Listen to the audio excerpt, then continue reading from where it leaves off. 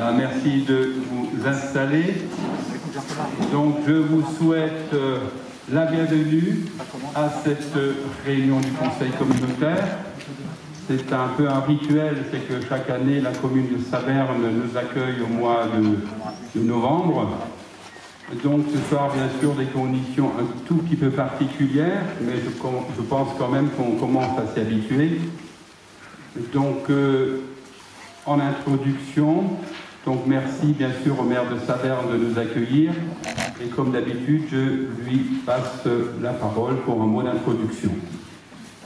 Merci beaucoup Dominique. Bonsoir à toutes et à tous, chers collègues. Je ne vais pas faire une longue litanie de projets en cours et autres. Simplement vous souhaiter encore une fois la bienvenue ici dans ce château que nous avons la chance de partager tous ensemble sur ce territoire. Juste un mot d'information et d'actualité concernant la période devant nous de l'Avent qui va quand même commencer bientôt. Bien sûr, nous sommes dans l'expectative, sans se faire trop d'illusions de ce qui pourrait se passer au courant du mois de décembre. Mais sachez que nous avons décidé en tout cas d'aller au maximum de ce que l'on peut faire pour que la période de Noël reste autant que possible une période de Noël à Saverne, et que nous sommes donc en train de finaliser l'installation des éclairages, des décors et des chalets. Les chalets seront mis en place. Au pire, ils serviront de décor, et au mieux, nous pourrons les ouvrir au moment où cela sera possible, si cela est possible. Donc on souhaite que la magie de Noël puisse opérer autant que possible à Saverne durant cette période.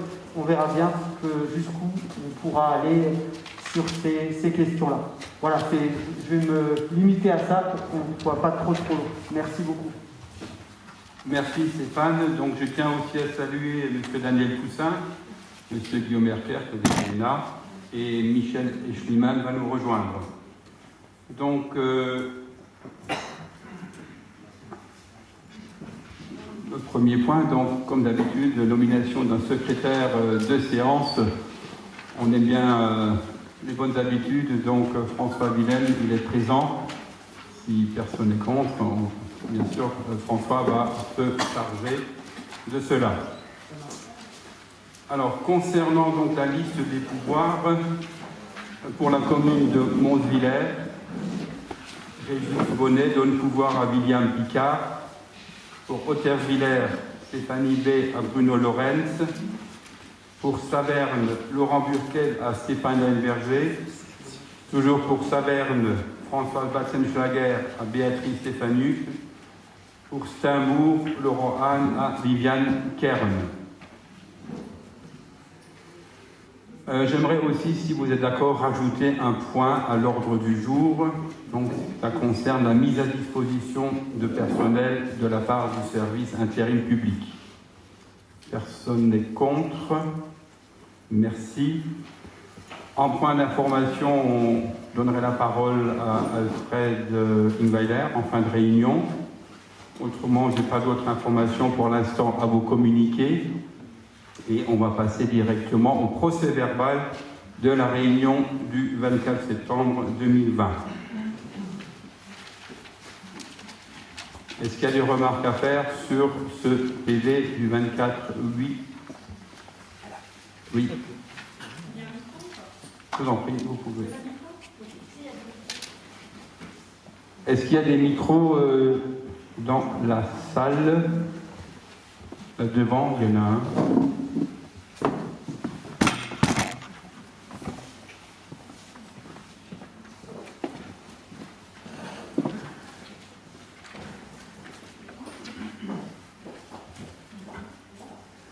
Je vous remercie.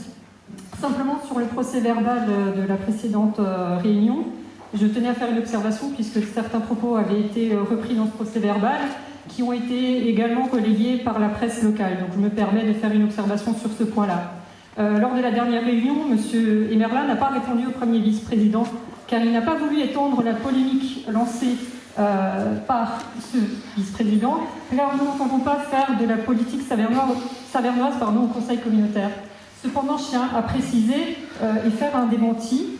que le groupe Uni pour Saverne n'a jamais eu dans son projet de tasser les locaux commerciaux vides à Saverne, et je tenais à le préciser aujourd'hui, puisque comme je l'ai indiqué, c'est dans le compte-rendu, c'est écrit dans le compte-rendu, et ça a été surtout relayé par la presse locale, et je n'entends pas accepter que de fausses affirmations soient tenues sur notre groupe, et j'entends bien entendu encore une fois préciser que je n'accepte pas non plus qu'on fasse de la politique savernoise au niveau de la communauté de communes. Je vous remercie. Merci. Sur ce point, je suis tout à fait d'accord. Mais est-ce que pour cela, faut-il changer le compte-rendu? Je ne pense pas. Et à partir du moment où ça figurera dans le compte-rendu suivant, on démentit, ça ne me conviendra. D'accord, merci. Autre remarque? Si ce n'est pas le cas, je vous propose de l'approuver. Donc, qui est contre? Qui s'abstient? Je vous remercie. On va donc passer au point affaires générales. Attribution exercée par le président. Écoutez, ce point est vite réglé. Il n'y en a pas. Donc, pas de problème. On va passer au point suivant qui concerne donc l'adhésion à l'AMF du Bas-Rhin. Puisqu'à ce jour, la communauté des communes n'était pas adhérente de l'association des maires du Bas-Rhin, donc de l'AMF. Est-ce qu'il n'y a pas une question de configuration de l'affichage chez moi réglée? Je pense pas, si ça s'affiche sur la télé, c'est la télé, ouais, c'est un répartiteur qui distribue sur les différents écrans. De l'association des maires du Bas-Rhin. Je pense plus c'est au niveau de cet équipement-là, en fait. Des maires de France, Projecteur. et puis plus près de nous, bien sûr, de l'association des maires du pays de Saverne. Est-ce que par rapport à ça, ça vous pose un problème? Stéphane, si tu veux rajouter un point. Pas de problème, juste pour préciser que ce matin même, le bureau de l'association des maires a élu Dominique comme représentant des communautés de communes au sein du conseil d'administration de l'amicale, pas de l'amicale, de l'association des maires. Merci Stéphane de me l'apprendre. Voilà, non, mais j'étais partant pour cela, donc voilà. Claude? Oui, donc, en tant que maire, je sais aujourd'hui que le DIF n'est plus reconduit, mais ça a été remplacé par une autre possibilité de financement. Mais actuellement, je n'ai pas cette information. Est-ce que quelqu'un peut m'éclairer par rapport à ça? Il y a une prise en charge, normalement, par une autre structure pour prendre en charge les frais de formation. Alors, je ne pourrais pas te donner les détails, mais je peux t'inviter à prendre contact avec notre collègue Laurence Joslinard, la maire de Bosselshausen, qui vraiment s'occupe de ça au sein de l'association des maires, et elle pourra te donner les détails si tu veux bien. Alors, j'ai eu l'information, je voudrais juste voir s'il y a possibilité de prendre en charge les frais de formation. Il me semble que oui, mais je ne pourrais pas te dire quel est le dispositif.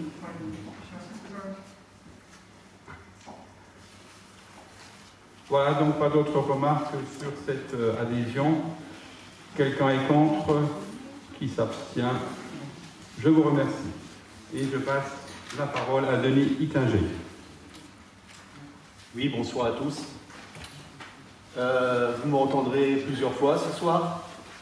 On va commencer avec, dans les affaires générales, un changement au niveau du délégué du SDEA pour la commune de Littenheim.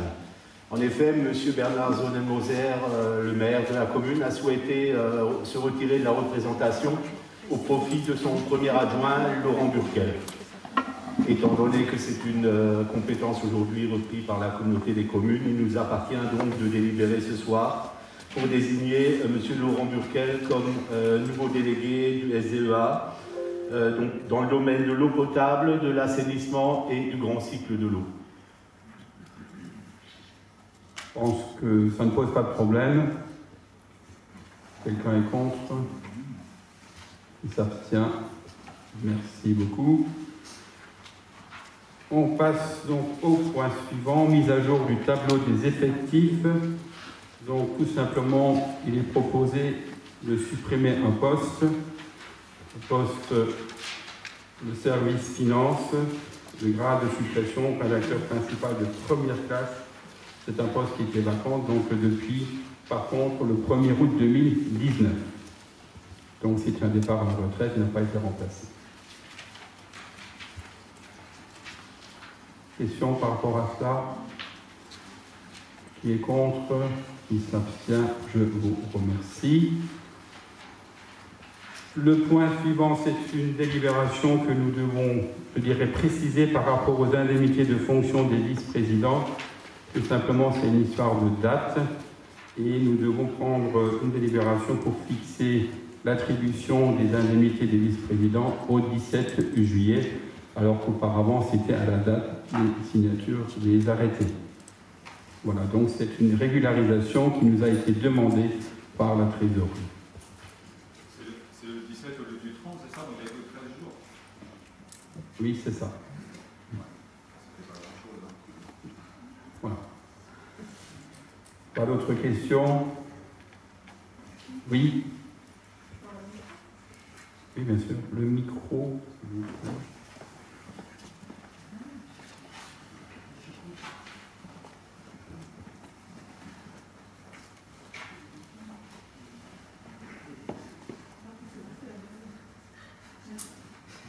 Oui, alors je note effectivement qu'il s'agit d'une demande qui est juridiquement exacte. Sur ce point-là, je n'ai pas d'observation, mais je vous avoue sincèrement que je la trouve, pour ma part, moralement inappropriée. On est sur 13 jours d'indemnité, ce qui correspond à une somme quand même assez minime. On est quand même dans une situation sanitaire extrêmement grave, avec des conséquences financières pour l'ensemble de nos concitoyens assez dramatiques, qui ne font que s'aggraver avec la deuxième vague du Covid. Et j'attendais éventuellement des élus de faire preuve de solidarité et éventuellement de ne pas venir réclamer 13 jours d'indemnité pour une période mi-juillet où j'admets qu'il n'y a pas forcément eu des commissions et des réunions en nombre sur ces fameux 13 jours. Donc c'était simplement pour vous dire que je trouvais cette décision, malheureusement, pas très opportune par rapport à la situation actuelle. Alors en fin de compte, la première chose, c'est qu'à partir de l'élection du 16 juillet, il y avait des réunions de travail. Et deuxième chose, c'est pas ça la délibération, c'est-à-dire que ce soir, on ne demande pas des indemnités pour cette date, on ne demande pas des indemnités du 16 juillet ou du 17 juillet ou 30 juillet, tout simplement c'est une régularisation, donc ces indemnités ont déjà été versées. Donc voilà, je veux dire, ça ne remet pas en cause la décision qu'on avait prise par rapport aux arrêtés. Pas d'autres questions? Donc, vous propose... Oui, Médéric? Oui, je ne comprends pas très bien ta réponse aussi, ça remet quand même en cause. Alors normalement, ok, les indemnités devaient commencer à courir le 17 juillet, et pour qu'à partir du 30, parce qu'on a pris la décision le 30, c'est ça, si je comprends bien? Ah, c'est ça? Non, en fin de compte, c'est par rapport aux arrêtés qui ont été signés, et puis la trésorerie, justement, pour que les indemnités soient versées en bonne et due forme, et jouer cette date, la date de l'élection, donc le lendemain de l'élection qui est le 17. Voilà.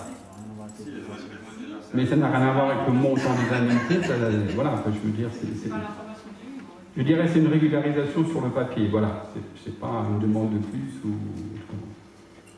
Je vois pas aujourd'hui où je sais pas, je comprends pas très bien où c'est que tu vas en venir. Non, mais c'est pour comprendre. On avance la date de délibération du 30 juillet au 17 juillet. Non, les délégations ont rien à voir avec la date d'effectivité des élections. Par rapport à la date de signature des délégations. Non, mais j'ai bien compris. Voilà.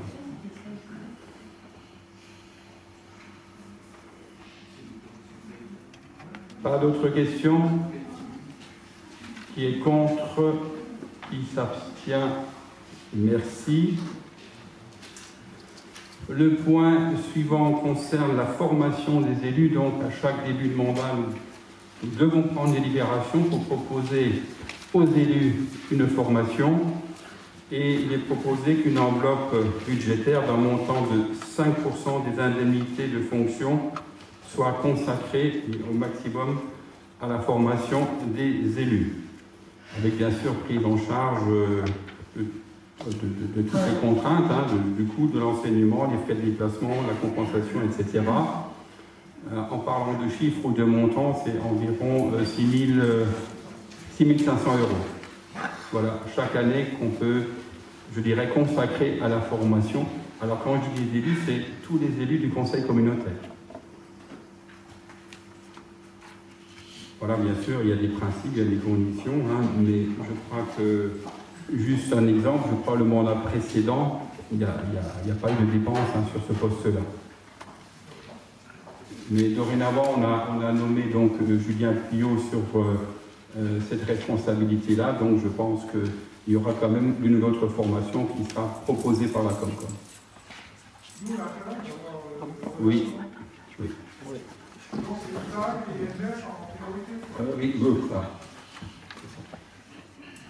Oui, Julien, Monsieur le Président. précision par rapport à ça. Oui, alors le plan formation, c'est effectivement l'Interco qui le prend en charge avec un pourcentage sur les indemnités des élus. En revanche, vous avez toujours droit à votre DIF, hein, les deux sont cumulables.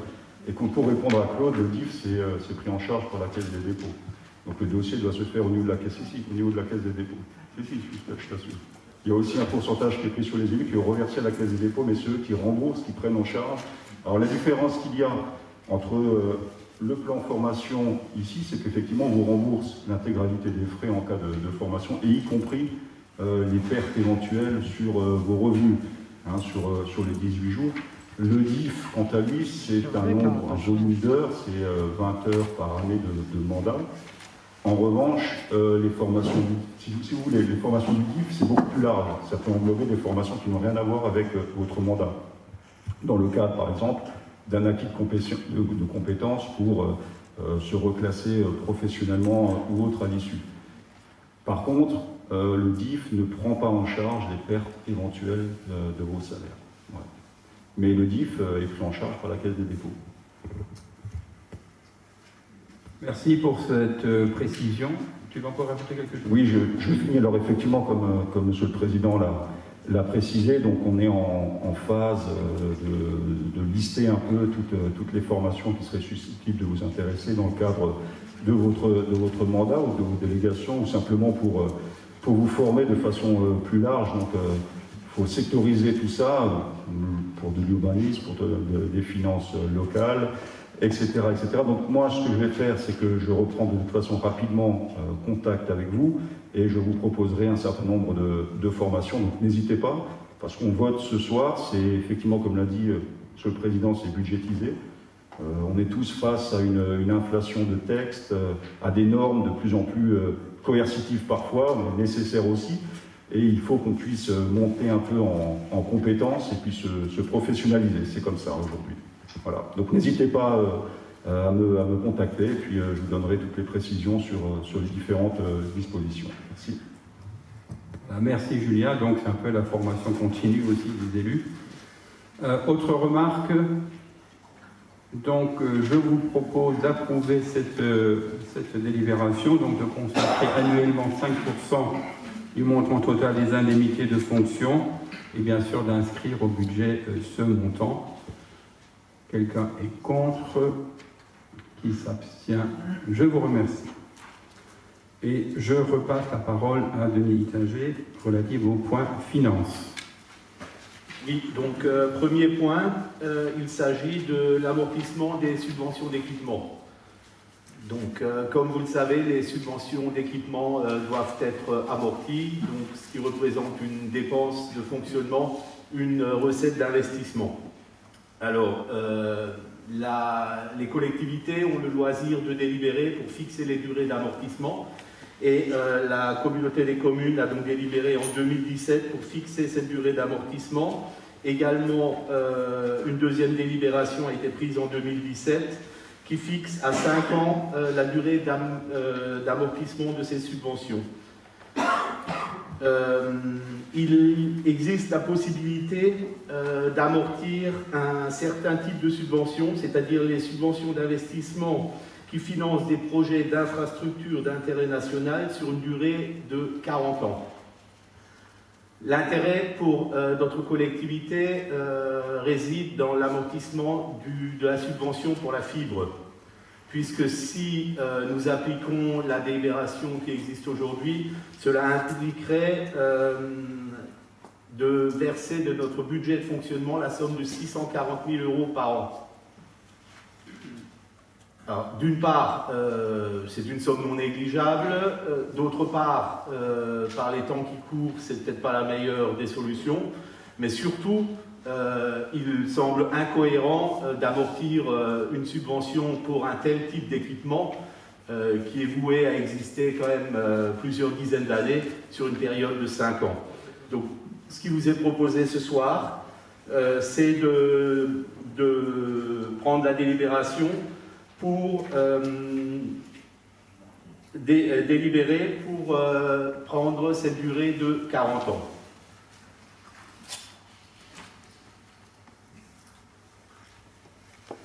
Ce qui implique... Oui, Médéric, micro. Non, c'est bon, ça ira. Oui, mais moi je réitère les propos que j'avais dit lors de la mise en place de la fibre. Hein. Je trouve qu'un financement de la fibre, je pense qu'on avait un emprunt sur 30 ans pour financer ça, il me semble, hein, 30 ou 35 ans, 30 ans je crois. 30 ans. 30 ans. Je trouve que c'est beaucoup trop long pour financer une technologie comme la fibre optique. Et alors, évidemment, remarque qu'elle s'applique aussi sur les 40 années, qui est la durée maximale qui est prévue par les textes pour les infrastructures. Alors, certes, la catégorie électromécanique rentre dans les infrastructures, enfin, c'est quand même pas une infrastructure par un pont, on n'a pas construit de pont de Millau. Donc, je trouve que 40 ans pour amortir cet investissement, c'est trop long. Je l'avais dit lors de la mise en place de la fibre, donc fort logiquement, je le répète ce soir. Et pourquoi l'emprunt sur 30 ans, c'est trop long? Parce que, évidemment, ça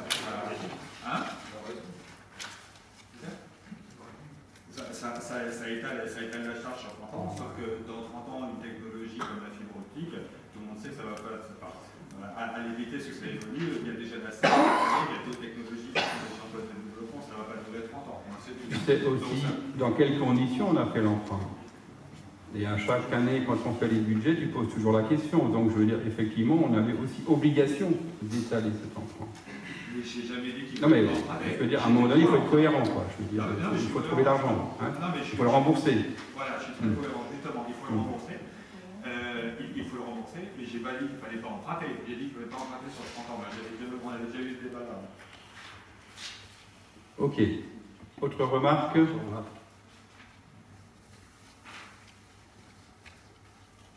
Donc je vous propose, s'il n'y a pas d'autres remarques, de modifier les durées d'amortissement en ajoutant bien sûr, en passant à 40 ans à l'amortissement de cet investissement et bien sûr d'en mettre cela en œuvre à compter de l'exercice 2021.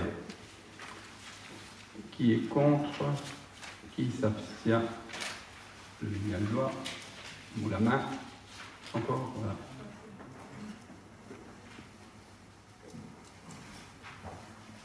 Merci. Denis, autre point important, finance, une nouvelle décision budgétaire modificative. Oui, tout à fait. Donc cette décision budgétaire modificative qu'on vous avait annoncée il y a quelques semaines déjà concerne essentiellement les répercussions de la situation sanitaire actuelle et de l'impact du virus Covid sur les finances de notre collectivité. Donc, une grande partie de cette décision modificative concerne l'impact Covid, mais pas uniquement. Il y a, indépendamment de l'impact Covid, certaines lignes budgétaires à ajuster. Entre autres, il y a la régularisation sur le plan comptable de la décision de vendre, ce sera sous forme de subvention, donc le véhicule actuel utilisé pour le transport à la demande à la ville de Saverne. Donc, en effet, ce véhicule était sous contrat jusqu'en août 2020 et il nous appartenait donc soit de repartir sur une nouvelle durée, soit de racheter le véhicule pour un montant de 12 834,75 €. Nous avions été sollicités par la ville de Saverne il y a quelque temps pour participer à l'acquisition d'un nouveau véhicule pour le transport, puisque les enfants, dans le cadre du périscolaire, sont transportés le midi. La participation demandée par la ville de Saverne était à l'époque de 34 000 €. Après discussion avec la ville de Saverne, étant donné que le trafic du transport à la demande était surdimensionné par rapport à l'usage qu'il en était fait, étant donné qu'il était surtout en bon état, le choix avait été fait donc de racheter le véhicule et de le céder gratuitement à la ville de Saverne en lieu et place du versement de cette participation de 34 000 € et de louer pour les besoins du transport à la demande un véhicule plus petit, plus adapté, du type Berlingot, sur un engagement de 24 mois. Donc à l'époque, pour faire l'économie du coût d'un changement de certificat d'immatriculation, il avait été demandé aux loueurs d'opérer la cession au profit de la ville de Saverne. Et juridiquement et comptablement maintenant, il faut régulariser la chose, donc comme annoncé tout à l'heure, avec une subvention qui est versée de la part de la Comcom pour la ville de Saverne. Voilà, vous avez eu l'occasion de voir en bureau pour les maires et pour les autres dans la note les différents points de cette décision modificative.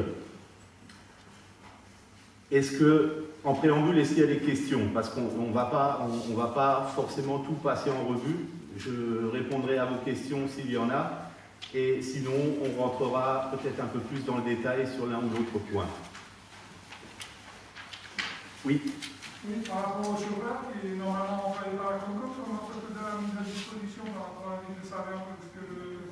Non, on ne parle pas du chauffeur, on parle juste du véhicule. Le véhicule est uniquement le véhicule. Uniquement le véhicule, c'est ça. Médéric?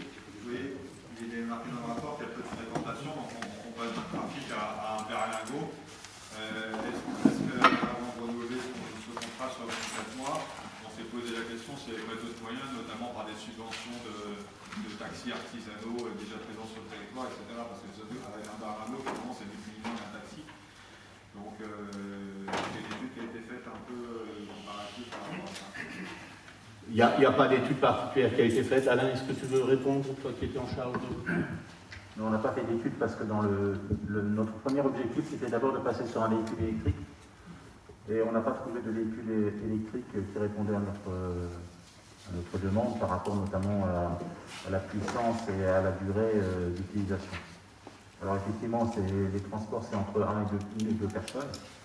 Ça pourrait correspondre à un transport taxi, mais on avait déjà ce mode-là il y a quelques années et le coût était important pour la communauté de communes. Les taxis ne sont pas intéressés parce qu'on fait des courses trop petites et on leur bloque beaucoup de temps. On ne trouvait pas de prestataires.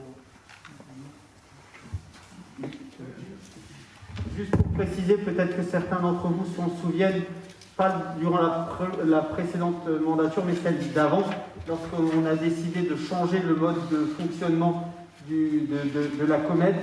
C'était Henri Wolf, encore à l'époque, qui était l'adjoint, le vice-président compétent.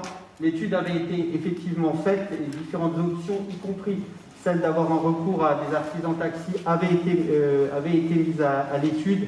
Et il s'avérait effectivement que les taxis n'avaient pas souhaité donner suite parce que les courses étaient trop petites et que, en tout cas, la tarification à laquelle il serait arrivé pour que ça devienne rentable était plus cher que le fait de fonctionner en régie. Donc cette étude avait été faite, mais ça fait bien longtemps. Denis? S'il n'y a pas d'autres questions, on va rapidement rentrer un tout petit peu dans le détail concernant cette décision modificative. Il apparaît que nous avons, en termes d'impact Covid, plusieurs types. Nous avons tout d'abord des pertes de recettes. Donc pertes de recettes qui sont liées en partie à la fermeture du CNI. Donc pas d'entrée, beaucoup moins d'entrée, une perte de recettes de l'ordre de 590 000 €. Dans le cadre de l'enfance, donc des accueils périscolaires, là aussi nous avons été fermés à un moment, donc pas de facturation aux parents, une perte de recettes de l'ordre de 260 000 €. Concernant la petite enfance, donc on parle des crèches, là également, fermé un temps beaucoup moins court que les ALSH. Néanmoins, une perte de recettes de l'ordre de 60 000 €. Et dans le cadre de l'accueil des gens du voyage, nous avons une perte qui est estimée à de l'ordre de 38 300 €.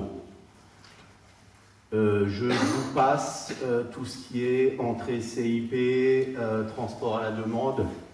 Là également, nous aurons des pertes voilà, qui sont entre guillemets à la marge par rapport aux chiffres que je viens de vous annoncer.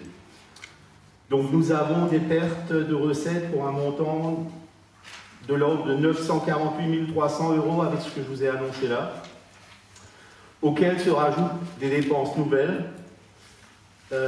D'une part, le reversement que nous faisons à la ville de Saverne pour les ALSH, de l'ordre de 153 500 € aujourd'hui. Donc ce sont des estimations qui bien sûr seront affinées d'ici la fin d'année. Et nous avons d'autres dépenses diverses pour un montant de 59 000 €. Donc ce qui fait qu'en termes de dépenses et de perte de recettes, nous sommes à 1 160 801 €. Alors comment avons-nous équilibré?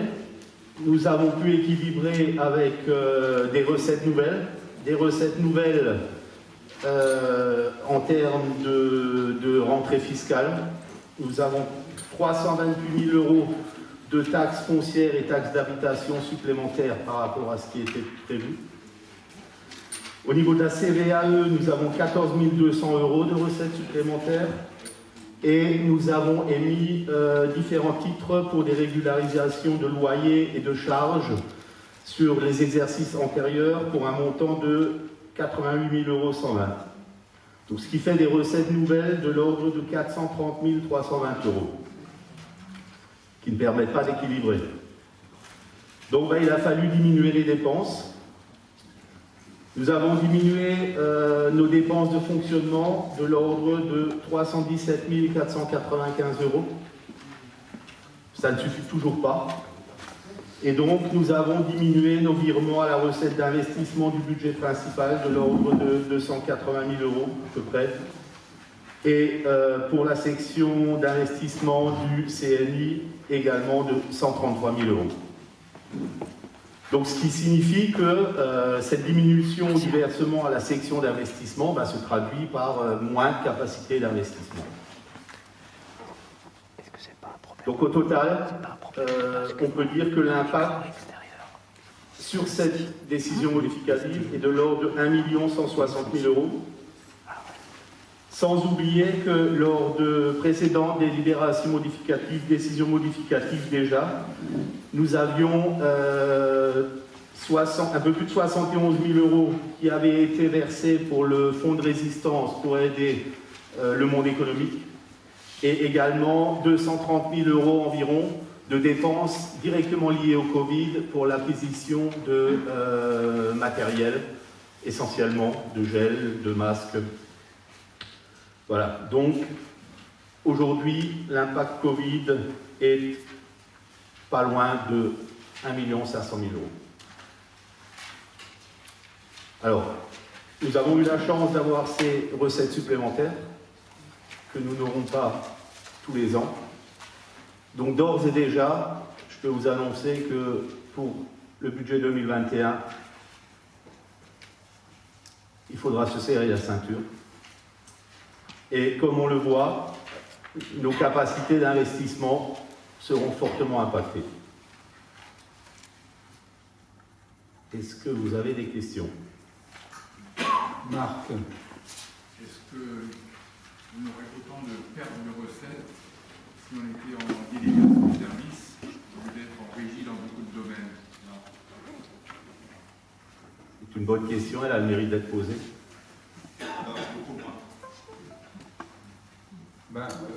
Quand vous dites beaucoup moins, c'est-à-dire... Non mais je veux dire... Non mais d'accord, mais... Non mais c'est évident parce que aujourd'hui nous avons l'obligation du maintien du salaire pour tout le personnel. Sur une part minime, nous récupérerons des ASA qui sont versés par la CPAM, mais c'est vraiment à la marge puisque ça ne concerne pas les titulaires. Effectivement, si nous étions un DSP, ce n'est pas à nous d'assurer le maintien du salaire. Et si le personnel est de droit privé, il peut bénéficier des choses mises en place par le gouvernement pour soutenir l'économie. Donc, si on est en fin de contrat dans certaines activités, il faudrait se poser la question. Mais la question est posée depuis déjà quelques mois. Hein. La réflexion est engagée et la situation actuelle ne fait que pousser effectivement à aller rapidement au bout de cette réflexion. Oui, ça fait pas quelques mois la réflexion, hein. Ça fait quelques années. D'ailleurs, ton prédécesseur avait fait une analyse, on n'avait jamais vraiment eu de rapport d'analyse comparative entre DSP et régie. Ça fait plusieurs années qu'on en parle et régulièrement je reviens sur le sujet. Je peux caler dans ton sens, Médéric, mais ça fait aussi plusieurs années que le service finance est en train de rattraper des choses qui datent, vous le verrez tout à l'heure dans une autre délibération, on parlera de 2011. Donc les priorités étaient de régulariser, vous savez combien les sommes qui ont été encaissées, et heureusement que ces choses-là ont été régularisées, mais on ne doit effectivement pas oublier de travailler sur ce sujet. Claude? Oui, donc j'en ai été à ma demande, je dirais que l'année dernière, on avait une autre projection financière au niveau de la Comcom, au niveau du territoire. Aujourd'hui, la situation sanitaire a été telle qu'un impact financier important, que ce soit le budget de l'État, des Comcom, des communes. Et je pense qu'il est important que, je réitère ma demande, que les services fiscaux brossent un état pour l'avenir, un état des finances de la Comcom, pour qu'on puisse faire un débat, pour qu'on puisse avoir une vision objective de l'avenir, pour voir comment on peut, entre guillemets, tenir une situation qui va devenir de plus en plus délicate. L'État aujourd'hui dépense des milliards et des milliards pour maintenir une économie. Ces milliards, dizaines, centaines de milliards, devront à un moment être remboursés. Et je pense que demain, j'en suis persuadé, et les économistes le disent, on ne saura pas quelle sauce on sera mangé, que ce soit les départements, les communes, les régions, les communes, les Comcom. À un moment, il faudra trancher dans l'os. On a le lard, il est depuis longtemps, le muscle, depuis longtemps, on l'a usé. Il faudra trancher dans l'os. Les contribuables, ou les concitoyens, entre guillemets, qui sont peut-être contribuables pour la majorité, vont également passer, entre guillemets, à la luminaire. Je pense qu'au niveau de ma commune, je suis aujourd'hui beaucoup plus prudent. Et je pense qu'il faudrait qu'on ait cette vision de prudence pour l'avenir. C'est vrai qu'on a engagé des projets, mais je pense que le bon sens voudrait qu'on regarde avec réalité la situation financière, qu'on sache vraiment comment l'avenir se projette pour nous. Alors, Claude, excuse-moi, mais on le fait. Oui, on le fait, excuse-moi, et si je reviens au vote du budget, je te rappelle le temps qu'on a mis pour le présenter, et aussi par rapport aux possibilités d'investissement. Effectivement, on a des projets qui sont dans les cartons, mais on n'a pas décidé maintenant le temps ou le moment de les réaliser. Donc, on n'est pas à côté, hein, je veux dire, on regarde devant nous. La situation qu'on vit aujourd'hui, effectivement, elle est exceptionnelle. Il faut réagir, mais c'est vrai que pas plus qu'avant, on n'a pas de visibilité. Par contre, je peux vous dire que le point finance, il vient tous les jours, tous les matins. Hein, on regarde ça vraiment en face. Hein. Alors, on est vraiment conscient de la problématique. Hein. Par rapport à ça, Claude, on a la chance d'avoir M. Toussaint dans nos locaux maintenant, et je veux dire, on le sollicite régulièrement et on travaille en étroite coopération. On est en train de travailler sur un plan pluriannuel d'investissement avec le service finance, justement pour voir de quoi sera fait l'avenir et surtout comment financer nos différents projets. Mais là où tu as totalement raison, c'est qu'on est dans l'incertitude la plus totale. Ce sera une des difficultés de toute façon pour préparer notre budget, c'est qu'on ne sait rien. On nous annonce beaucoup de choses. À la demande du président, on vous a relayé un mail de l'AMF où il était question de la compensation des recettes fiscales par l'État, des pertes de recettes fiscales par l'État suite à l'impact Covid. Puisque ça avait été annoncé à grand bruit, ça serait compensé à l'euro près, les communes n'ont pas de souci à se faire. Il apparaît que ce n'est pas du tout le cas. Voilà. Donc, voilà. La question sera comment établir un budget si on ne sait pas quelles sont nos recettes? Comment prévoir des dépenses? Et dans l'impact Covid que je vous parle aujourd'hui, c'est 1 500 000 €. On ne parle pas de perte de recettes fiscales. Ce sont uniquement des pertes de recettes dues aux services rendus à la population. Donc, on peut effectivement s'imaginer l'impact que ça peut représenter. Alfred. Oui, et vous avez vu ce matin dans l'INA l'appel du bâtiment public qui lance un appel aux collectivités pour lancer des projets. Hein. Très clairement. Mais il entendrait par d'autres. L'investissement a déjà baissé de 20% des collectivités cette année, depuis le mois de mars, de 20%. C'est pas fini. Bruno. Oui, juste une question.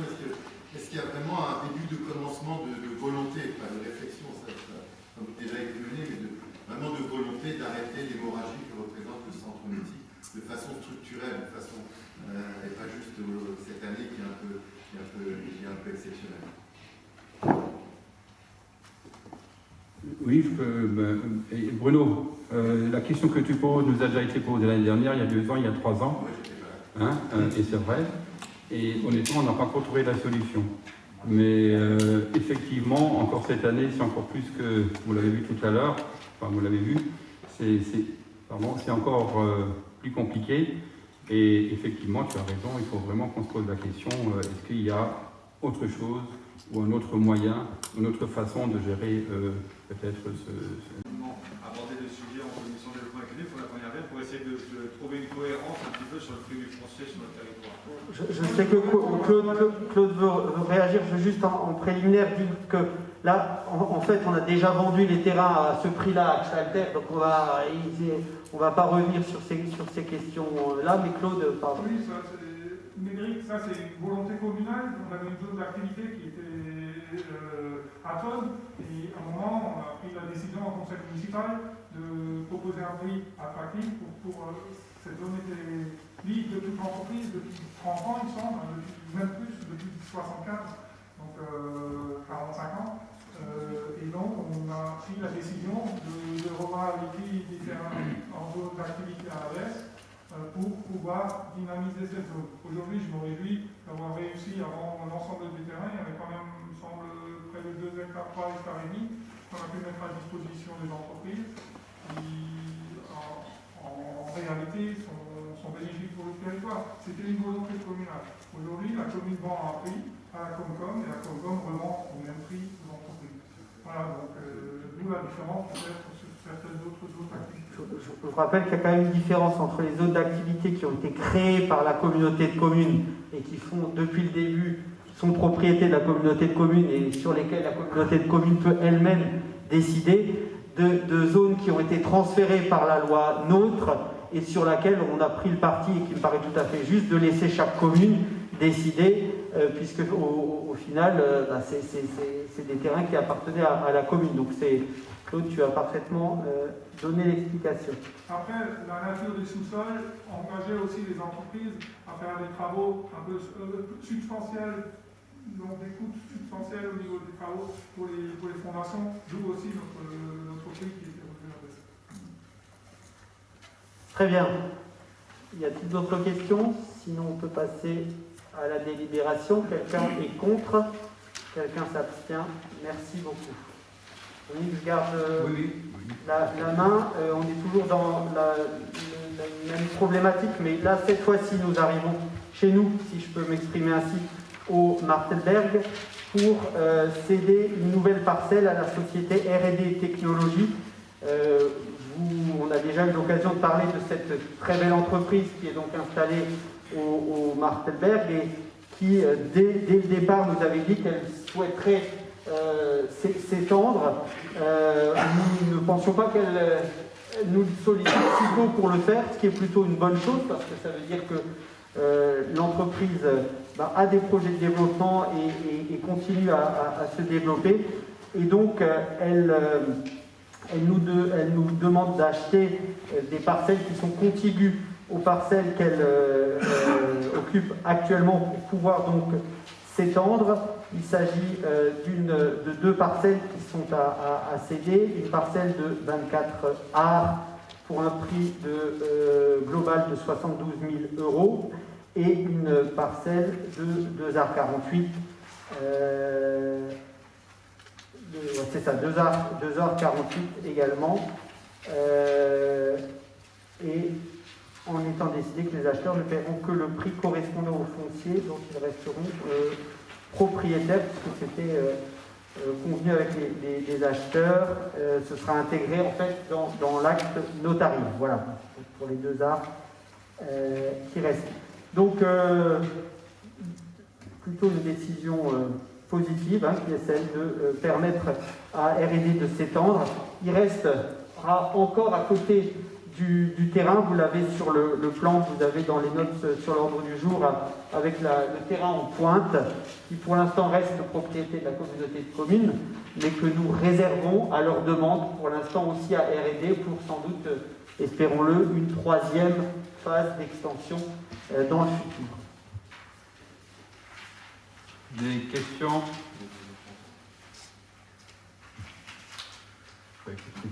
Alors, quelqu'un est contre? Quelqu'un s'abstient? Merci beaucoup. Merci Stéphane. Donc je passe la parole à Daniel Bérard concernant les travaux.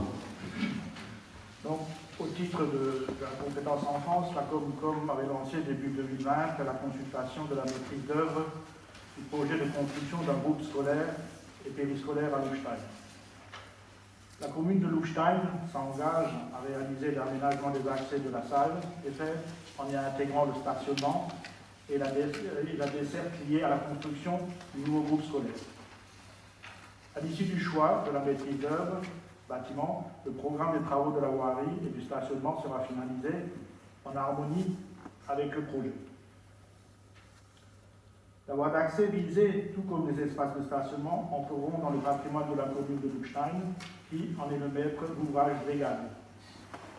Néanmoins, pour assurer la cohérence du projet d'ensemble, il serait opportun que la commune délègue la maîtrise d'ouvrage à la Comcom, compte tenu des capacités techniques. Afin de mener à bien ce projet, il convient d'acter l'accord de principe de la délégation de maître d'ouvrage. Une convention sera établie entre les 2 parties pour contractualiser le partenariat. Des questions? Denis, tu voulais rajouter quelque chose? C'est bon, Denis? C'est bon? Denis, je te passe la parole. Oui, est-ce qu'il y a des précisions, des questions par rapport à ce point? Donc, si ce n'est pas le cas, donc je vous propose de l'approuver. Donc, qui est contre? Qui s'abstient? Merci beaucoup. Stéphane, je te repasse la parole pour 2 points. Pour le tourisme. Le tourisme, l'établissement public industriel et commercial est donc la forme dans laquelle l'office de tourisme est géré depuis 2016 et piloté de main de maître par notre ami Jean-Claude Buffat. Vous le savez aussi, l'office de tourisme présente un projet de budget sur lequel nous votons en première partie un acompte qui a été en 2020 de 200 000 €. Nous avions voté un budget maximum à hauteur de 359 000 €, mais bien sûr nous payons le solde en fonction du budget effectivement réalisé.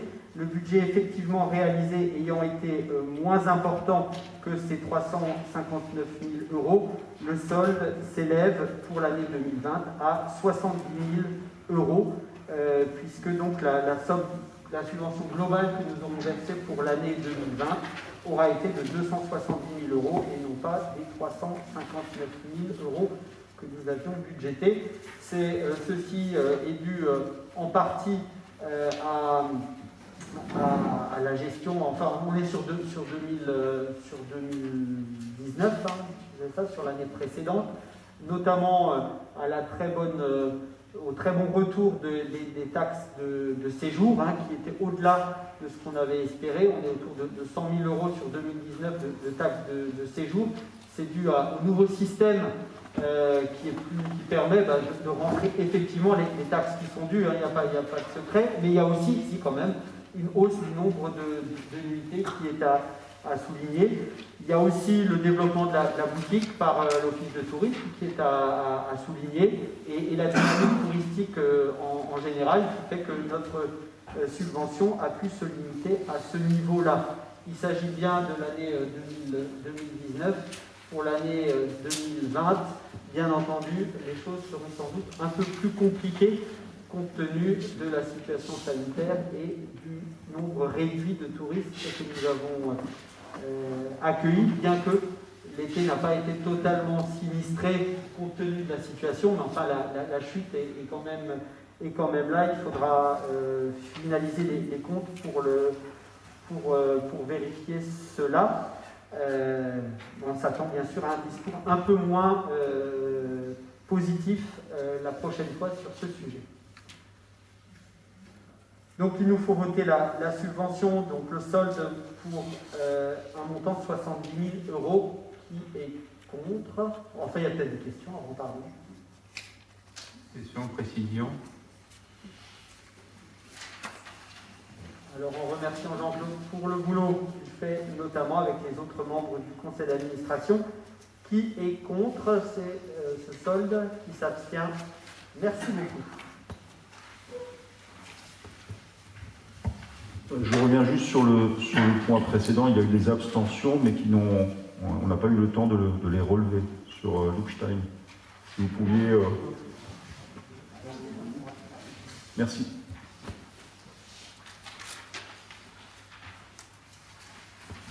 Je garde encore la parole pour un petit point concernant l'adhésion au réseau Muséum Pass Musée pour notre CIP Point Nord. Il s'agit donc d'un réseau qui nous permet bien sûr d'avoir une visibilité dans ce cadre-là. La cotisation à ce réseau se monte à 200 € et il nous faut autoriser cette dépense. Quelqu'un est contre? Quelqu'un s'abstient? Merci beaucoup. Merci Stéphane. Donc on passe au point suivant, rapport annuel sur le prix et la qualité du service d'enlèvement des ordures ménagères. Donc Joseph Kremel étant absent, Madame la vice-présidente, un micro.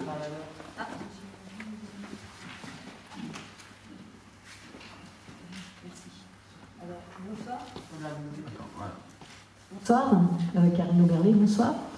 Alors, donc je vais vous faire le rapport annuel 2019 du SMICTOM. Je voudrais juste vous faire quelques petits rappels et quelques petites précisions. Le SMICTOM de Schweighouse est le centre de traitement, et le SMICTOM de Saverne, c'est la collecte. En fait, c'est le ramassage des ordures ménagères. Notre prestataire est Écodéchets. En juin 2021, d'ailleurs, il y aura un renouvellement du marché de collecte et à la limite, on peut encore prolonger le marché éco-déchets pendant 1 an. Je voudrais juste remercier Éco-déchets et son personnel pour le ramassage des ordures ménagères pendant le confinement parce qu'ils ont assuré le service. Voilà, et c'était très apprécié parce qu'ils ne se sont jamais arrêtés. Donc, encore quelques précisions. Le SMICTOM, 75 communes, maintenant 76 avec Falzéière. 63 000 habitants. Donc, les quantités d'ordures ménagères OMR collectées sont stables depuis la mise en œuvre de la redevance incitative en 2012. La collecte des biodéchets ne s'est pas accompagnée d'une baisse équivalente des OMR. Pourquoi? Parce qu'on a croisé avec d'autres indicateurs. Et tout laisse à penser qu'une partie des biodéchets collectés était auparavant compostés. La moitié des points d'apport volontaire, donc les PAV, étaient déjà en place et gérés par la Comcom des Pays de Saverne de 2013 à 2017, pardon. Ces déchets étaient donc déjà collectés à part, mais non comptabilisés dans les tonnages du SMICTOM. En déchetterie, nous constations une forte baisse des non incinérables, dont une grande partie reportée vers les bennes mobiliers. Suite à la mise en place d'un contrôle d'accès au point déchets verts de Dietwiller, le SMICTOM a collecté moins de déchets verts. La raison, c'était un peu de désordre, parce qu'avant il n'y avait pas de barrière. Depuis qu'on a installé une barrière, ça va un petit peu mieux, parce qu'en fait, il y a plein de gens qui savaient qu'on pouvait déposer des déchets verts à Dietwiller, et des gens qui venaient d'autres territoires, d'autres communes ailleurs que la CCPS venaient décharger leurs déchets verts. Voilà. Alors quelques chiffres, SMICTOM 2018, les ordures ménagères résiduelles 110 kg par habitant et par an, les ordures ménagères collecte sélectives en PAP 60 kg par habitant par an, les biodéchets et verres en PAV 52 kg par habitant par an, les déchets occasionnels 301 kg par habitant par an, et le total déchets ménagers assimilés avec les gravats 530 kg par an. Il faut remarquer les faits marquants pour 2019. La collecte séparée des déchets organiques. Il faut aussi préciser que la loi transition écologique nous obligera fin 2023 de traiter les déchets, les biodéchets en fait, soit par méthanisation, soit par compostage. Ça, il faudra qu'on y travaille donc, quand on pourra après le confinement. Partenariat aussi avec la ville de Saverne et les bailleurs sociaux pour l'amélioration du tri en QPV, quartier prioritaire de la ville. Il y avait aussi la tarification des dépôts professionnels en déchetterie en fonction du type de déchets. Optimisation du réseau de déchetterie, recherche d'un terrain. Il faut savoir que Saverne, la déchetterie est devenue trop petite et puis on était à la recherche d'un terrain. On avait fait des propositions sur un terrain de Steinbourg, mais ça n'a pas eu lieu parce que c'était pas possible, pour diverses raisons. Donc on va y retravailler. Intégration aussi de la commune de Pfalzweiler, de la Comcom pays de Hanau, la Petite Pierre. Convention de partenariat pour l'accès en déchetterie. Et convention pour le reversement de la REOM, la redevance des ordures ménagères. Ensuite, le service est financé par la REOM. Les communautés de communes ont confié au SMICTOM la gestion des abonnés et la facturation, mais elles perçoivent toujours la redevance conformément aux dispositions dérogatoires de l'article L du Code général des collectivités territoriales. Les tarifs fixés annuellement par le SMICTOM sont approuvés par chaque intercommunalité. La redevance est ensuite reversée au SMICTOM sous forme d'une contribution entre EPCI. Alors les coûts aidés TTC, 4 728 000 euros, donc ça représente 75 € par habitant. Financement par la redevance incitative, 4 552 000 euros, 72 € par habitant. Ensuite, le taux de couverture du coût aidé par les contribuables de 96% amène le SMICTOM à augmenter les tarifs de la REOM pour 2020. En fait, en 2019, nous avons voté une augmentation de 6 € pour diverses raisons, parce qu'il y aura des taxes qui vont se rajouter en 2020. Donc, ce sera sur la facturation 2020. Donc, je vous propose d'acquiescer, d'approuver ce rapport annuel 2019. Voilà. Donc, est-ce que quelqu'un est contre? Est-ce que quelqu'un s'abstient? Voilà. Merci. Est-ce qu'il y a peut-être des remarques à faire? Bon, le Conseil prend acte, donc voilà. Merci Karine. On va dire Madame Auberlet, on pourrait peut-être applaudir quand même les agents qui ont fait cette collecte.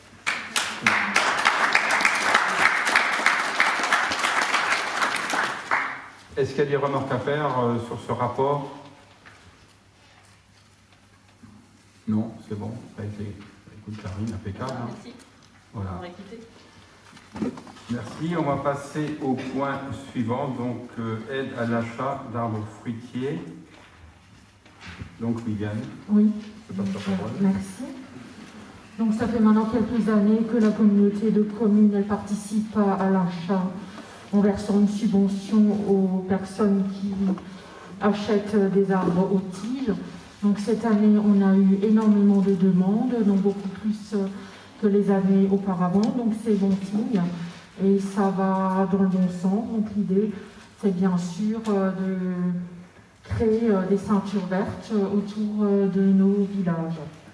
Donc on a eu 3 dossiers qu'on doit régulariser, donc 3 personnes qui ont demandé la subvention, donc le dossier est complet, les factures sont certifiées.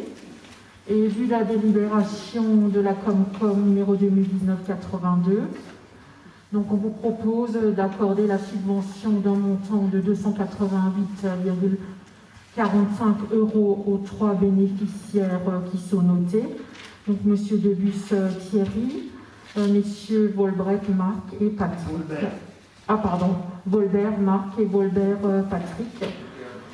Donc le premier de Saint-Jean, d'Instal et Villers, pour un montant total de 288,45 €. Question, ceux qui ont des courriers qui sont en attente, jusqu'à quand? Il faut... Il a été écrit que les dossiers sont complets. Oui, voilà, oui, parce qu'effectivement... Ils sont en attente jusqu'à quand? Parce qu'il faut pas en faire maintenant. Soit c'est en attente pour le budget 2021, soit ils auront une réponse négative, comme quoi on les invite à proposer la demande. Pour novembre l'année prochaine? Oui, voilà. Parce qu'effectivement, on est arrivé au taquet. Maintenant, il se peut que... Pardon? Avec 3 demandes, vous êtes au taquet? Non, on en a beaucoup plus. Mais on les met au vote lorsque le dossier est complet, lorsqu'on a les factures. Donc souvent on a un devis qui est plus élevé que les factures, donc il resterait peut-être encore un petit budget sur cette année. Ils ne peuvent pas avoir de facture. Je ne comprends pas, pardon. Puisqu'ils autorisent d'attendre. Là, ils ne peuvent pas avoir de facture. Non. Oui, mais ce dossier a été accordé. Parce qu'il y a un autre Volbert qui a commandé. Oui. Bon. Mais ce que je veux dire, c'est que... il y a des gens qui ont déposé des dossiers, qui ont émis des devis. Donc, pour l'instant, on n'a pas encore eu les factures. Donc, souvent, les factures, elles sont inférieures au devis. Donc, ça veut dire que peut-être il restera encore quelques centaines d'euros. Donc, il y aura peut-être encore quelques dossiers qu'on pourra honorer cette année. Mais pour l'instant, début novembre, on ne le sait pas encore. Sinon, on les invite à déposer le dossier pour le budget 2021. Voilà. Est-ce qu'il y a des questions? Sinon, on met aux voix. Quelqu'un est contre? Quelqu'un s'abstient? Donc, merci beaucoup. Merci Viviane. Donc, on passe au point suivant et je repasse la parole à Stéphane. Merci Dominique. Nous revenons à l'éthique du tourisme et du commerce, mais cette fois-ci pour la partie commerce, justement, qui figure dans les statuts de l'EPIC. Depuis 2 ans maintenant, l'EPIC a engagé à temps partiel, à mi-temps, en fait, un chargé de mission commerce. Et il nous était apparu important que, étant donné que la communauté de communes finance l'Océanide, comme c'est fait actuellement. Médéric? Oui, Denis, j'ai bien compris que le 1,5 million en fait était des charges exceptionnelles 2020, si tu veux, liées à la crise du Covid. Et on verra comment ça va se passer 2021. Par contre, sur les baisses de recettes fiscales, on ne peut pas les estimer aujourd'hui parce que ça va dépendre aussi de la relance économique. La contribution de la taxe foncière des entreprises, elle va continuer à être due, alors sauf pour les entreprises qui se retrouvent en difficulté par la paye, évidemment, peut-être que l'ADA est là-dessus. Et après, par contre, sur la CVAE, la cotisation à valeur ajoutée, on aura l'effet qui se coule, si je me permets cette expression, qu'en 2023, puisque y a 2 ans de décalage. Mais on verra déjà dès l'année prochaine, pour répondre aussi un petit peu à Claude, on aura déjà dès l'année prochaine une petite notion, puisque en fonction de la valeur ajoutée de l'année prochaine, on aura la CVAE de 2023, c'est ça ou... On est bien d'accord là-dessus. Mais je veux dire, en partant du principe, mais on ne se faisait pas trop d'illusions, en partant du principe que c'était compensé, on avait cette garantie-là, on l'avait. Pour l'année prochaine, pour dans 2 ans, enfin voilà. Et donc ça nous permettait d'avoir une petite vision, une petite prospective, qu'on n'a pas aujourd'hui. C'est ça la difficulté en fait. Parce qu'il est clair que je vous parlais de 2021, et il n'y a pas que 2021 qui sera impacté. Hein. Ouais. Non, mais les questions que vous vous posez, on se les pose aussi. Effectivement, aujourd'hui, on est en train d'évaluer justement tous les effets de la crise. Et puis, malheureusement, parfois, j'ai envie de dire, c'est que le début. Hein. C'est que le début. Et ça risque de traîner 2021, 2022, 2023. Dans tous les cas, je vous invite à une réunion de la commission des finances qui aura lieu quand, Denis Le 1er décembre. 1er décembre, et puis on refera un état des lieux, puis on pourra déjà jeter une petite prévision pour 2021. Jean-Claude, pardon. Ce n'est pas la question que je voulais poser, mais je la pose quand même. Il y a le MEDEF et du lobbying pour supprimer les impôts sur les productions, entre parenthèses. Mais la question que je voulais poser, effectivement, c'est au problème de la TH. D'ailleurs, je l'ai déjà posé ici. Il faut savoir, là, je ne pose pas uniquement au niveau de Marmoutier, mais l'ensemble des 10 ex-communes de la Comcom, de Marmoutier, qui avaient une TH très petite, vraiment très petite au niveau des communes. Il faut dire que l'ensemble des 10 communes avaient moins de 3% de TH en 2018, donc 2017 beaucoup plus basse. Et je donne l'exemple de Dixtal qui avait 0,5%.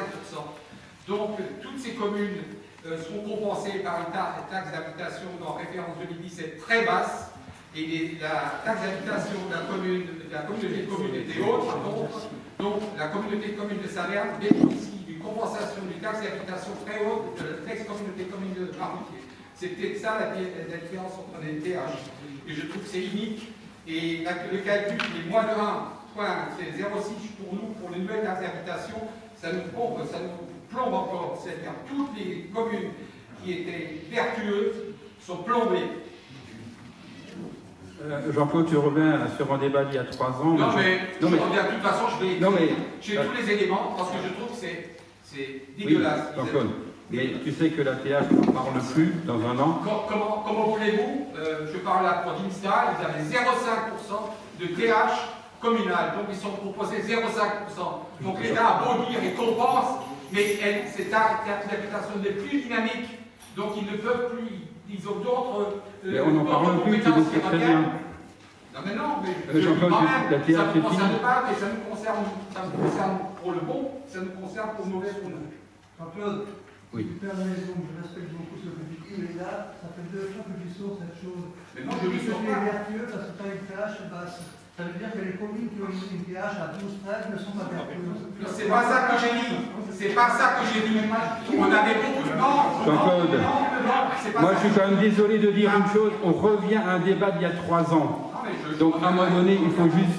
Jean-Claude, à un moment donné, ce que tu dis c'est sûrement juste, et encore je m'interroge, quand on regarde le lissage des taux, je ne sais pas qui est bénéficiaire. Mais ce que je veux dire, je pense qu'il faudrait... Jean-Claude, regardons devant nous maintenant, je crois que la TH, de toute façon, malheureusement, elle a été supprimée. Donc on est l'avis des élus par rapport à cette mesure, mais je crois qu'il faut qu'on regarde devant nous. Et puis on avait un long débat sur tous ces problèmes-là. Et comme dit Alfred, voilà, je veux dire maintenant, excusez-moi, mais il faudra qu'on passe un peu à autre chose. Non mais je peux passer à autre chose. Mais à un moment donné, voilà. Non mais c'est... Non. Dominique, je pense qu'à un moment, je suis peut-être le seul élu à me poser des questions, mais je suis persuadé que non. Mais non, mais Claude, mais arrête, tu n'es pas le seul à te poser des questions. Je crois que tous ceux qui sont là se posent des questions aujourd'hui. À un moment, il faudrait peut-être qu'on ait de nouveau ce débat en commerce, peut-être pour qu'on explique la situation des taxes d'habitation, des attributions de compensation qui sont reversées à ces communes-là, des intégrations qui ont été faites de façon plus importante sur la commune de Marmoutier, avec des reversements qui vont aujourd'hui. À un moment, il faudrait voir peut-être à ce niveau-là quel est l'impact financier sur les budgets des communes. Est-ce qu'il est vrai que les communes de la Comcom, l'ancienne Comcom de Saverne, s'améliorent au détriment des Comcom? Je ne suis pas persuadé, mais je pense qu'à un moment... Non, Claude, je ne pense pas qu'on... Je pense qu'il faut éclaircir ce point pour que ce débat, à un moment, s'arrête. Mais à moi, il me tient aussi à cœur qu'on me l'éclaircisse à moi. Si je suis le seul, je l'accepte. Non, Claude, tu n'es pas le seul, mais ces débats, on les a eus.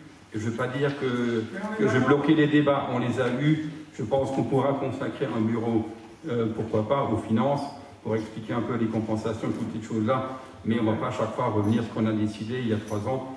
Et maintenant, on fonctionne avec ça. Effectivement, peut-être que ce n'est pas l'idéal, mais on a essayé de se rapprocher de l'idéal.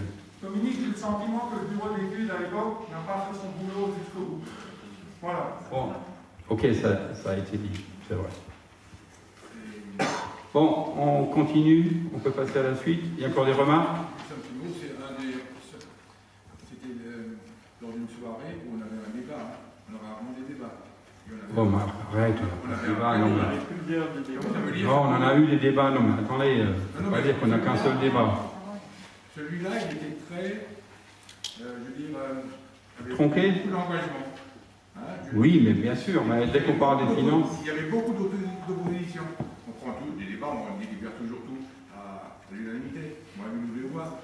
Mais là, on était à peu près 25 personnes contre. Mais je vous rassure. Oui, mais Marc, tu sais pourquoi? Dominique, oui, je vous rassure, hein, le problème des attributions de compensation ne sont pas spécifiques à notre Comcom. Partout où il y a eu des fusions et où il y avait effectivement des différences relativement importantes au niveau de l'intégration, il y a ce genre de problème aujourd'hui.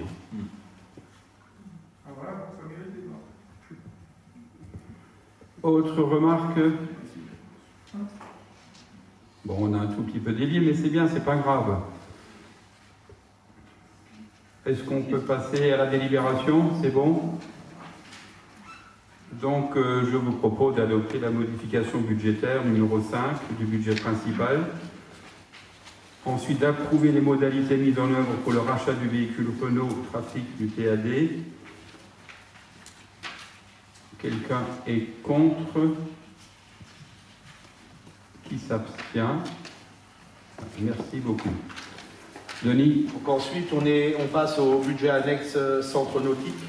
Donc là, il y a pareil, une petite modification concernant la gestion courante, je dirais, et une modification qui est beaucoup plus importante dans le cadre de l'impact Covid, puisque c'est là où on retrouve ce manque à gagner de l'ordre de 290 000 €. Avec donc un reversement, une prise en charge du budget principal de l'ordre de 440 000 €.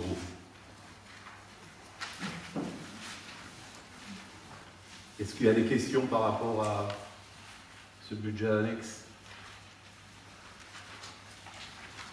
Dans ce cas-là, Président. Voilà, donc alors c'est le point dissolution du budget, c'est ça? Non, en fait, il n'y a pas un truc en fait, avant on n'avait parlé que du budget principal, donc là je suis juste rentré dans le détail du budget du CNI, des budgets annexes. Oui, bah écoute, je te laisse parce que je ne... Ok, est-ce qu'il y a des questions par rapport au budget CNI? Est-ce que quelqu'un est contre, quelqu'un s'abstient? Merci. Idem pour la Z1 de Marmoutier. Donc vous verrez tout à l'heure, puisque nous allons clore ce budget annexe. Pas de questions. Quelqu'un est contre? Quelqu'un s'abstient? Merci. Et pour les ordures ménagères également, pour un montant de 1 000 € pour une régularisation de titre. Quelqu'un est contre? Quelqu'un s'abstient? Merci bien. Et on passe au point suivant, donc régularisation des factures pour la commune de Thalles-Marmoutier. Comme je vous expliquais tout à l'heure, ce sont des factures qui datent d'un certain nombre d'années, 2011, 2013, 2014 et 2019. Donc ce sont des besoins essentiellement du nettoyage qui a été fait aux abords des bâtiments périscolaires et des prestations qui n'ont pas été réglées à ce jour puisqu'il n'y a pas d'acte nécessaire qui légitime ces interventions. Donc ce soir, il faut délibérer pour autoriser le président à payer les titres de la communauté de communes de Thalles-Marmoutier dont je vous ai parlé. Est-ce qu'il y a des questions par rapport à ça? Quelqu'un est contre? Quelqu'un s'abstient? Donc, il s'agit d'un montant de 1 391 €. Merci. Denis, tu veux? Non, c'est pas fini.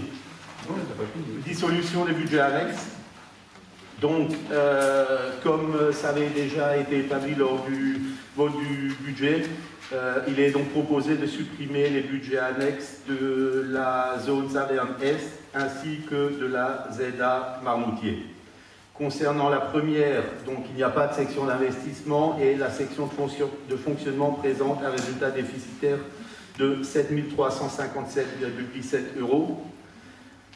Concernant la ZA Marmoutier, l'investissement représente un solde excédentaire de 27 510 € et la section de fonctionnement présente un résultat final excédentaire de 537 464,96 €. Donc ce transfert du budget annexe au budget principal donnera lieu à un mandat au compte 6522 du budget annexe et un titre au 7551 pour le budget principal. Y a-t-il des questions? Oui. Est-ce que quand on lit comme ça, on peut penser que l'excédent de fonctionnement, ça veut dire quoi? C'est-à-dire que ça, grosso modo, c'est prix d'achat moins prix de vente, moins prix d'achat. C'est l'excédent de la zone de Marmoutier sans subvention. Ah oui, donc c'est ce que ça a rapporté, c'est ça? C'est ça. C'est bien. Avez-vous des questions? Pas de questions. Donc si ce n'est pas le cas, il s'agit ce soir donc de décider la reprise des résultats finaux au budget principal pour les sommes suivantes. Budget annexe Saverne Est, déficit de fonctionnement 7 357,17 €. Budget annexe de la ZA de Marmoutier, excédent d'investissement 27 510 €. Excédent de fonctionnement 537 464,96 €. De prononcer la dissolution des budgets annexes et d'autoriser le président à signer toutes les pièces nécessaires à la mise en œuvre de la présente délibération. Est-ce que quelqu'un est contre? Quelqu'un s'abstient? Merci. Une écriture, ou plutôt des écritures de régularisation d'ordre non budgétaire qui concernent des études qui avaient été faites lors de la construction de la maison de l'enfance de Marmoutier.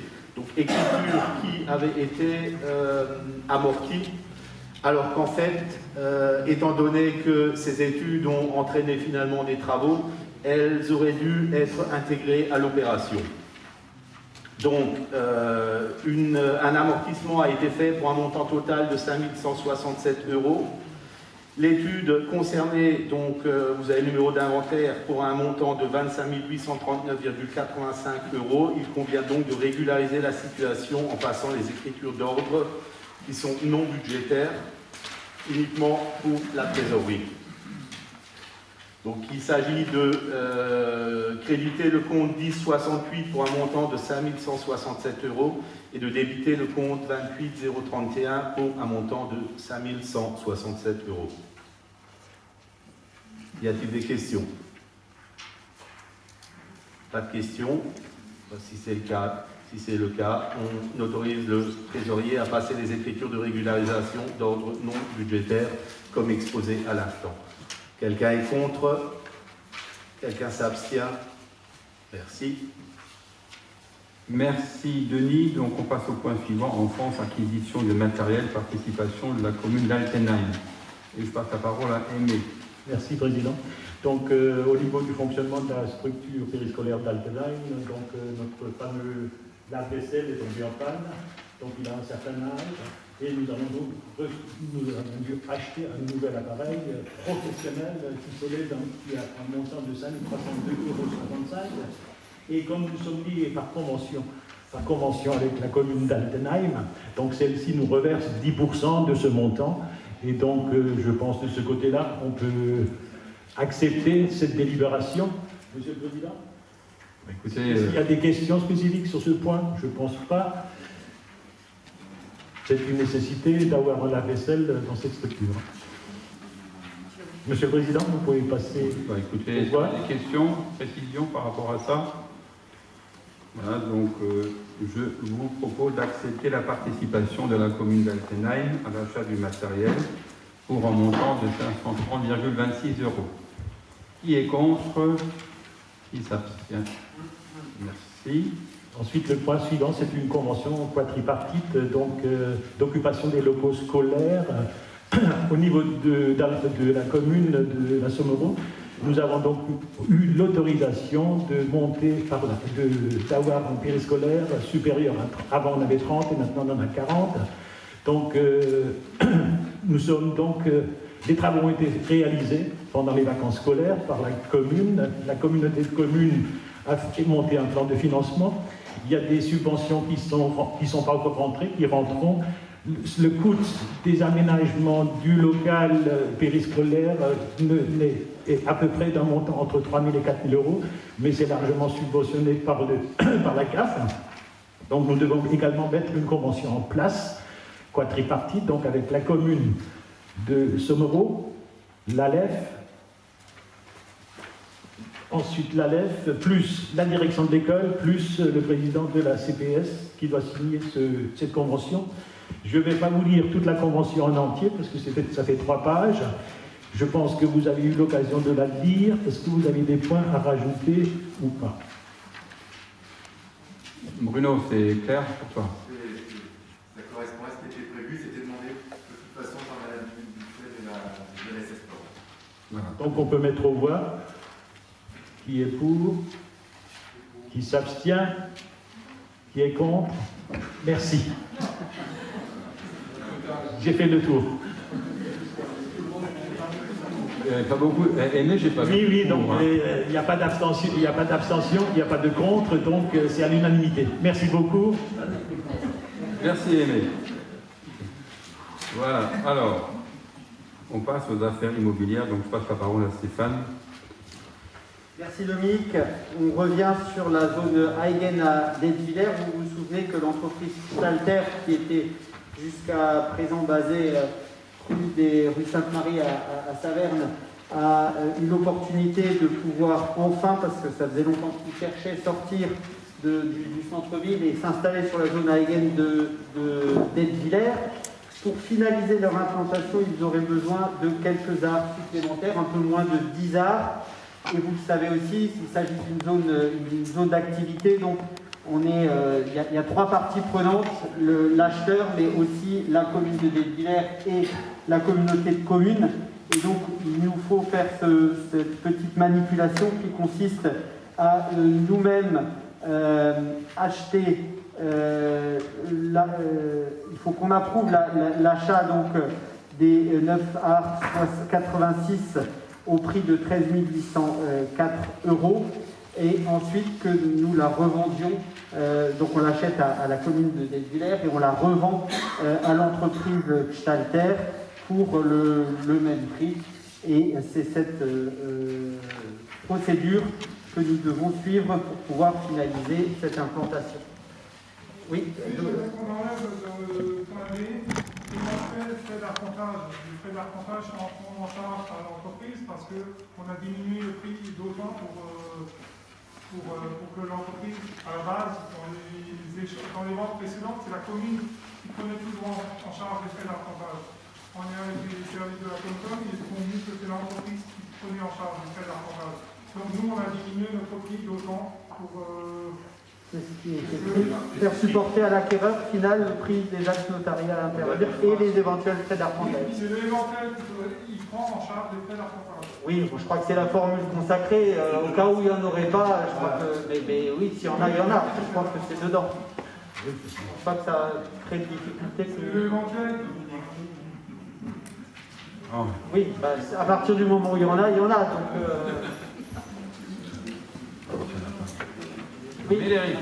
Oui, je me réjouis de cette opération, bien évidemment. J'avais juste une question quand même par rapport au prix, enfin pas tellement sur le prix, mais en tout cas sur l'écart du prix entre cette session à 1 400 € hors taxe et la session qui vient juste après à 3 000 € hors taxe sur la zone de Martenberg. D'autant plus, et sans forcément que ça doit rentrer en compte dans le calcul du prix, mais d'autant plus que la zone de Martenberg a été ultra subventionnée, en tout cas ultra soutenue par le conseil départemental. Donc je voulais voir un petit peu si on ne pouvait pas y aller, on avait rapidement, peut-être trop rapidement. Le poste commerce via le budget de l'EPIC, qui est majoritairement financé par la communauté de communes, de prévoir dans une convention les compétences, les missions principales, les objectifs et les missions principales de ce chargé de commerce et définir notamment ce que ce chargé de commerce fait spécifiquement pour l'EPIC, mais aussi ce qu'il peut faire en contrepartie du soutien de la communauté de communes pour la communauté de communes elle-même. Je ne vais pas revenir sur toutes les missions qui sont détaillées dans les notes sur l'ordre du jour. On a essayé de définir donc les missions principales et les tâches qui s'attachent à ce chargé de commerce. Je vous rappelle que ce chargé de mission commerce est employé à mi-temps donc par l'EPIC et il accomplit des tâches pour un deuxième mi-temps au sein du PETR, du Pays de Saverne, Plaine et Plateau, pour la mise en œuvre de la feuille de route proposée par le cabinet Lestou il y a quelques temps. Voilà, donc c'est la mission, la convention qui vous est proposée vise vraiment à préciser les missions de cette chargée d'animation commerce, notamment ce qu'elle fait pour l'EPIC, ce qu'elle peut faire pour la communauté de communes. J'ajoute un point qui est à modifier par rapport à la discussion, à ce que vous avez sur les notes sur l'ordre du jour. Suite au bureau de la semaine dernière, il a été proposé de ne pas créer en tant que tel un comité de pilotage pour suivre la mise en œuvre de cette convention, mais plutôt de le faire dans le cadre de la commission économie, développement, écotourisme qui existe déjà, et plutôt que de créer encore une commission supplémentaire et une réunion supplémentaire, de préciser dans la convention qu'au moins 2 fois par an, dans le cadre de la commission développement économique tourisme, un point sera fait sur la manière dont les missions de la chargée de mission commerce sont effectuées. Je crois que ce sera plus facile que de créer encore un comité qu'on risque de ne jamais réunir dans les faits. Voilà. Y a-t-il des questions? Oui. Sur les 2 premières années là, de l'embauche de ce chargé de mission commerce, quelles ont été les actions terrain qui ont été menées déjà? Alors il y a eu pas mal de choses qui ont été faites, mais on a malheureusement changé 3 fois. Hein. On est à la troisième chargée de mission commerce, puisque le premier chargé de mission avait notamment commencé à créer un observatoire de la vacance sur les différentes missions, les différentes communes concernées, avait mis au point, en tout cas sur le papier, un plan d'action, mais on a été un petit peu déçus sur la mise en œuvre après de ce plan d'action, et nous avions souhaité ne pas renouveler sa mission, que ce soit au niveau de l'EPIC ou au niveau du PETR d'ailleurs. Un deuxième chargé de mission a également travaillé pendant 1 an avec un travail qui était resté un peu théorique à notre sens aussi, avec pas mal de déclinaisons du plan Lestou qui ont été faites sur le papier, mais avec peu de travail de terrain, il faut le dire. Pardon ? Il y a eu peu de temps aussi, ça c'est clair aussi. Mais donc on a choisi en discussion, en lien avec le PETR et l'EPIC, de changer un petit peu le profil de cette chargée de mission de commerce, d'avoir quelqu'un de plus junior, si vous voulez, enfin de moins expérimenté sur le papier, mais qui soit plus opérationnel. Et Fanny Lebache, qui exerce désormais cette fonction, a véritablement, et la feuille de route qu'on lui a donnée, elle existe déjà, hein, c'est celle qu'on a reprise dans la convention, et elle est beaucoup plus sur le terrain. Aujourd'hui, à recenser, notamment dans la période Covid, les ouvertures, fermetures des différents commerces, d'être en appui à l'association des vitrines qui ne sont plus les vitrines de Saverne, mais les vitrines du Pays de Saverne, pour ce qui est l'animation de cette association, et qui va avoir très prochainement une tâche spécifique, et on en a discuté aussi au niveau du PETR, qui est celle de lancer une plateforme de commerce en ligne, de click and collect si on veut, mais qui dépasse la logique de click and collect, et de dire qu'on ne va pas laisser forcément l'e-commerce à Amazon, mais que de l'e-commerce, ça peut aussi se créer à un niveau local, et que nos commerces ont tout intérêt à jouer ce jeu-là aujourd'hui, mais dans un niveau organisé, au niveau local, et ça va être une tâche spécifique sur laquelle elle commence à s'atteler. Oui. Donc en fait, il y a indiqué que c'est un contrat de 17h30. En fait, c'est 17h30 pour les pics et 17h30 pour le PET. C'est ça. C'est un plein temps. C'est un plein temps, c'est demi-temps. D'accord. Et c'est vrai que je t'en rejoins un petit peu sur le cabinet de l'étude des sous, il y avait des points positifs, mais il y avait aussi une ribambelle d'actions où on s'y perdait un petit peu, on en avait déjà un peu discuté. Donc maintenant, bon, c'est bien d'avoir signifié que ça faisait 2 ans que ça s'est mis en place, ok, soit c'est contact. Et maintenant, c'est sûr qu'il faudrait quand même établir à court terme, surtout dans la conjoncture actuelle, un plan d'action concret, quoi. Alors j'entends l'absence de comité de pilotage, je ne suis pas non plus favorable à créer des comités de pilotage partout, mais là pour le coup quand même, il faudrait quand même que la Comcom, et le PET évidemment, et des comptes rendus réguliers sur ce qui est fait, les actions menées, comment ça se passe, etc. Parce que là maintenant il faut rentrer, comme vous l'avez bien dit, dans une phase active. Entièrement d'accord, simplement la proposition c'est plutôt de créer un comité spécifique.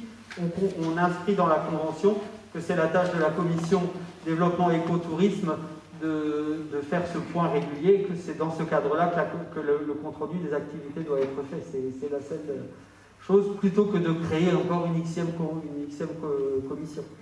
Mais pas seulement au sein de l'EPIC. Pardon? Pas seulement au sein de l'EPIC. C'est-à-dire? Il ne faut pas que les activités de cette chargée de commerce soient suivies uniquement au sein de l'EPIC. Elle est suivie au sein de pour sa mission faite au sein de l'EPIC est suivie au sein, je parle de la commission, c'est de la commission de la communauté de communes, hein, il n'y a pas la commission développement éco-tourisme de la communauté de communes. Et bien sûr, elle est suivie côté PETR par la partie PETR. Est-ce qu'il y a une collaboration avec la Chambre de commerce? Oui. C'est un peu son boulot, alors la qualité moins chère. C'est une collaboration. C'est une collaboration étroite avec la Chambre de commerce, effectivement. Mais la Chambre de commerce a une approche... je ne vais pas rentrer dans la discussion et dans le débat aujourd'hui, mais en tout cas, la Chambre de commerce, je trouve, nous épaule bien du niveau... depuis Strasbourg, si on veut, avec le directeur chargé du commerce et un certain nombre d'activités qui sont faites en lien étroit avec la Chambre de commerce. C'est plus compliqué sur le volet purement local. Mais peut-être que Jean-Claude... La Chambre de commerce a une dimension plus territoriale, alors que là, nous, on a besoin de quelqu'un qui soit plus local, avec en action les politiques locales de la Chambre de commerce. On a un petit gros travail aussi, c'est de mettre en relation les locaux en ordre, et ensuite avec les vendeurs. Là aussi, c'est un travail de terrain, foncier, sur lequel il n'y a pas beaucoup de choses marquantes, mais en fait, après 3 mois d'activité de cette personne-là, on a déjà des retombées positives en matière d'importation de commerce. Et on se sert aussi, son poste aussi, c'est quelqu'un qui n'a pas beaucoup de compétences, mais qui a une formation, et on voudrait aussi pouvoir dupliquer sur d'autres territoires ce service de service comme étant un laboratoire et pouvoir le dupliquer au niveau de la Comcom, mais aussi au niveau du territoire du PET. Donc on a choisi cette option de prendre quelqu'un qui avait assez peu d'expérience en matière de commerce, de manière à pouvoir l'informer et qu'il n'y ait pas de barrière. On a connu beaucoup de barrières avec ses prédécesseurs, où les gens partaient avec des a priori et sur des démarches qui n'étaient pas du tout adaptées à notre territoire, alors que nous, on avait besoin de quelqu'un qui fait d'abord du foncier, qui regarde un petit peu le contenu des propositions, qui cherche aussi des entrepreneurs aussi qui avaient envie de s'engager, de mettre en relation. Et c'est un travail qui est difficile, qui n'est pas très visuel, mais qui commence à porter ses fruits. Donc, un petit peu notre orientation, et bien sûr on s'appuie sur la CCI et tous les organismes consulaires qui existent. Hein. On ne va pas se priver des compétences d'ailleurs, on va les chercher, on va les prendre, on va les appliquer au territoire, et ensuite, on voit déjà qu'il y a des projets en termes d'interprétation. Juste pour préciser que la personne en place actuellement a quand même des compétences, elle a un master de marketing, simplement elle n'a pas d'expérience, elle sort de l'école, mais voilà, c'est plus un manque d'expérience qu'un manque de compétences. Autre question, autre remarque? Si pas le cas, on peut mettre la convention aux voix, quelqu'un est contre, quelqu'un s'abstient. Merci beaucoup. Voilà, on passe au point suivant. Donc, je passe la parole à Alain. Oui, bonsoir à tous. Donc, le point traditionnel, le programme d'intérêt général, Novavitat. Donc, vous savez que la communauté de communes soutient la remise en état des locaux avec, j'allais dire, des aides qui sont octroyées sous condition de ressources, et que ces dossiers sont instruits par le cabinet d'Urban Conseil, donc qui assure le respect de la réglementation en vigueur. Alors je voulais aussi vous informer en fait que le cabinet Urban accueillait les personnes qui souhaitent déposer un dossier voilà, dans le cadre de notre action de service public, même pendant notre période là de Covid. Et donc le cabinet Urban nous a transmis 4 demandes de paiement à des propriétaires occupants qui ont soldé leur dossier auprès de l'ANA et du conseil départemental. Donc ces 4 dossiers, c'est ceux de M. Jean-Louis Schaffner pour 827 € de Val-de-Lisheim, de M. Ilker Karapina pour 299 € de Saverne, de M. Jean Fritsch pour 864 € de Detwiller et de M. Romain Noguès pour 1000 € de Cess-Olsheim. Je vous demande donc d'accorder au président l'autorisation de liquider ces versements d'un montant total de 2 990 €.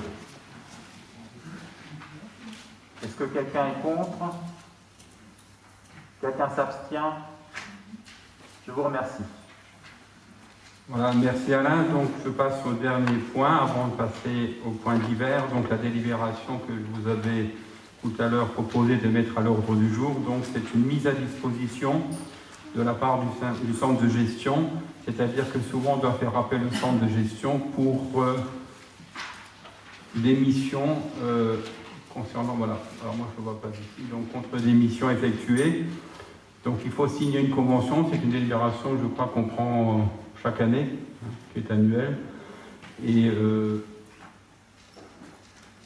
par exemple, on a besoin, pardon, je suis désolé, on a besoin du centre de gestion parfois quand il faut remplacer quelqu'un, surtout, c'est déjà arrivé pour les secrétaires de mairie. Donc il faut signer cette convention, m'autoriser à signer cette convention de mise à disposition de personnel par le centre de gestion. Qui est contre? Qui s'abstient? Je vous remercie. Au point divers, donc Alfred, tu m'as sollicité tout à l'heure.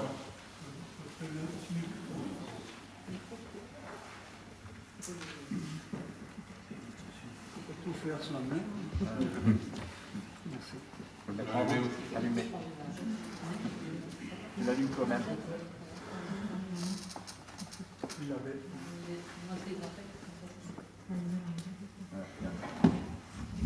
Merci. Bon, rapidement, je parle là au nom de l'amicale. Bonsoir tout le monde. Je vous avais fait un courriel fin septembre, et j'attendais en retour un clic. Et finalement, j'ai eu une claque, puisque sur 39 collègues à qui j'avais écrit, il n'y en a que 18 qui m'ont répondu. Donc l'idée, c'était de vérifier votre adresse électronique. La Comcom a gentiment passé la liste. Je suppose quand même que cette liste est à jour, puisque vous avez certainement été sollicité pour faire remonter vos adresses. Après, j'ai fait un deuxième message et je vous avais redonné une occasion de me répondre. Bon, c'est la même chose avant. Je sais pas moi, au moins par politesse, répondez-moi pour que je sois sûr que mon fichier adresse soit à jour. J'ai refait un message aujourd'hui, donc je ne vous ai rien appris, puisque on savait déjà que ça allait arriver, que ça concerne l'annulation du congrès des maires à Paris. Donc là, accusé réception, comme ça je peux être sûr que j'ai les bonnes adresses. Quand on avait fait notre assemblée générale le dernier coup, bon, ça a été fait un peu à la va-vite, puisqu'il fallait agir, puisque Stéphane, on devait donc remonter les noms à l'amicale des maires du Bas-Rhin. Donc on l'a fait, et puis entre-temps, en relisant les statuts, on constate que l'équipe n'est pas complète. Donc c'est pour ça que je vous avais proposé une assemblée générale le 27 novembre. Alors, je ne sais pas encore comment on va la faire, si on va la faire sous visioconférence, si c'est permis, je ne sais pas, pour une assemblée générale. On verra, on vous dira. Et donc il faut juste compléter... Pardon ? Si c'est associatif, il n'y a pas de problème. Il n'y a pas de problème, il me semble, mais d'accord. Donc ça, on vous le dira. Alors, sachez qu'il nous faudrait un ou une secrétaire adjoint, un ou une trésorière adjointe et encore 4 assesseurs. C'est tout simplement pour être en règle avec les statuts. Donc s'il y a des volontaires, vous pouvez me faire remonter vos candidatures. Voilà. Alors juste aussi pour une information, j'ai écrit à Madame Fischer et à Daniel Toussaint. Donc l'idée c'est de les faire intervenir de temps en temps sur des sujets qui nous intéressent, qui les intéressent aussi. Donc j'avais suggéré dans un premier temps Helios. Helios c'est un outil qui, je ne suis pas sûr que tout le monde le connaisse, qui est très important, très intéressant pour un maire. Et puis donc finalement il y a quelque chose qui se télescope, puisque Helios va être remplacé complètement, je crois que le 12 et le 13 novembre, on sera sans Helios. Alors on verra ça plus tard. En tout cas, donc, si vous-même vous avez des idées de sujets qu'on pourrait aborder ou que vous souhaiteriez faire aborder, n'hésitez pas à me le dire. Voilà, c'est tout. Merci pour votre attention. Merci Alfred. Bravo. Pour la réunion de l'association des maires, il n'y aura pas de problème. Le seul problème, ce sera pour la troisième mi-temps. Là, ce sera un peu compliqué. Voilà. Est-ce que quelqu'un d'autre aimerait intervenir? Jean-Claude. Deux choses. Là, concernant le PLU de Marmoutier, qui est en la fin de l'élaboration, en phase terminale, je ne fais pas de jeu de mots. Donc, il y a un commissaire enquêteur qui a été nommé par le tribunal administratif et qui sera là du 9 novembre au 9 décembre. Et la communauté de communes est concernée par le BIG 2. On était obligé de supprimer, qui date, c'est un endroit qui est dans la prospective de développement économique depuis 1978, malgré l'opposition de Terre et de Toulouse, à 100%. Donc on a été obligé de réduire et de diminuer complètement à zéro, quoi. Parce qu'on était en balance avec la zone de fret de Saint-Jean et Montvillers. Donc il faudrait que le président ou quelqu'un, s'il est toujours intéressé par cette zone, d'aller déposer ses désirata au niveau de cette commissaire enquêteur. Rappelez-moi juste les dates. Du 9 novembre au 9 décembre, mais il faut voir, c'est pas tous les jours, hein. Je ne les ai pas en tête, oui, mais en tout cas, c'est la dernière, c'est le 9 décembre. Ouais, donc, et donc, on est sur une phase où on est pratiquement à zéro artificialisation des terres et ça devient très compliqué, hein, entre parenthèses. Deuxième chose qui est moins importante, c'est qu'on est en train d'acquérir un bâtiment qui est contigu au CIP, donc qui est accroché au CIP et qu'on va démolir comme d'autres, puisqu'on veut donner de nouveau au bâtiment conventuel leur aspect original, donc ça durera très longtemps, cela. Donc il est question aussi d'échange avec un parking handicapé qu'on pourra remettre à notre place, et aussi, comme ce bâtiment est complètement raccroché au bâtiment du CIP, il faudra penser peut-être à crédire ces parties. Merci Jean-Claude, c'est noté. Autre point? Bah écoutez, si c'est pas... Pardon. Comment? Le bâtiment que tu veux démolir. C'est le bâtiment qui est à côté de la Banquinière, qui appartient à Lucien Lerche. C'est une maison d'habitation. Bah, écoutez, s'il n'y a plus de remarques, je clôt la séance. Je vous remercie très sincèrement pour votre participation. Je vous souhaite une très bonne fin de semaine. Et puis, bien sûr, portez-vous bien. Et puis à bientôt. Voilà. Merci, bonne soirée et merci encore à la ville de Saverne pour son accueil.